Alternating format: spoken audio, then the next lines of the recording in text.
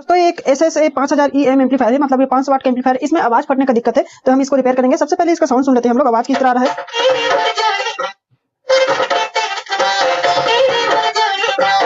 तो इसका आवाज इस तरह से फट रहा है। चलो हम इसको चेक करते हैं और इसको रिपेयर करते हैं। तो सबसे पहले ये जो प्रॉब्लम रहता है, अक्सर करके ये जो ड्राइवर बोर्ड है इसका प्रॉब्लम रहता है। ज्यादातर इसका कंडेंसर भी अगर खराब रहता है तो इस तरह का प्रॉब्लम आता है, लेकिन इस कंडीशन में इसका जो दोनों कंडेंसर है वो किसी के पास चेंज करवा चुका है और ये कंडेंसर का प्रॉब्लम नहीं है, ये इस ड्राइवर बोर्ड का प्रॉब्लम है। तो सबसे पहले हमें क्या करना पड़ेगा, ये ड्राइवर बोर्ड खोल लेते हैं हम लोग। उसके बाद इस तरह का प्रॉब्लम दिखे तो सबसे पहले आप लोग ये प्रीसेट चेंज कर लेना। तो मेरे पास ये प्रीसेट है अभी, तो मैं इसको देखता हूँ कितने ओम का प्रीसेट लगा हुआ है इसमें।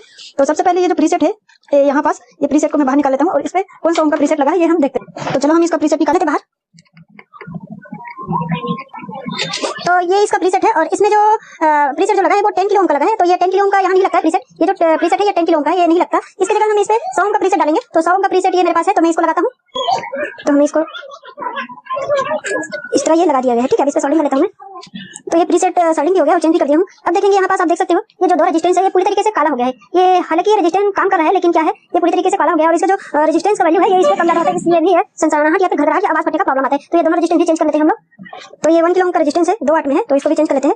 ये मेरे पास 1 किलो ओम का 2 वाट में है, आप लोग को मल्टीप्लाई कर सकते हैं इसका।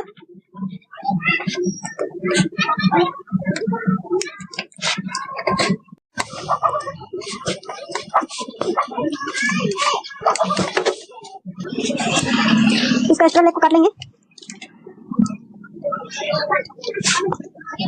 ये प्रीसेट रेजिस्टेंस चेंज करने के बाद यहाँ पर आप देख सकते हो इसमें हाफ वाट का एक 470 ओम का रेजिस्टेंस लगा है, लेकिन इसमें 2 क्वार्टर वाट का वही 470 ओम का डाल दिया है। लेकिन इसमें 2 नहीं लगाएंगे, 2 लगाएंगे तो इसका वैल्यू कम हो जाता है। तो इसमें हाफ वाट का इसको निकालकर हाफ वाट के इस पे रेजिस्टेंस डालेंगे।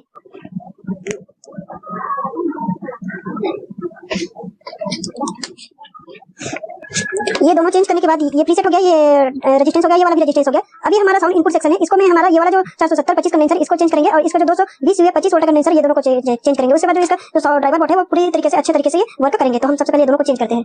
मैंने क्या किया, ये दोनों कंडेंसर को तो चेंज किया हूं, लेकिन साथ ही में इसका जो जितने भी कंडेंसर थे उसको मैं चेंज कर दिया हूं, क्योंकि ये बहुत पुराना मॉडल का ड्राइवर बोर्ड था और इसका जो कंडेंसर था वो बहुत पुराना था। तो इसको चेंज करने के बाद जो इसका साउंड क्वालिटी है वो अच्छे हो जाएगा और भी बेहतर हो जाएगा। तो अब हम इसका ड्राइवर बोर्ड सेट करते हैं और ड्राइवर बोर्ड सेट करने के बाद इसका जो साउंड चेक है इसको भी सुन लेते हैं, जो इसका जो आवाज फट रहा था ये ठीक हुआ कि नहीं। तो सबसे पहले यहाँ पे एक स्क्रू कस लेंगे।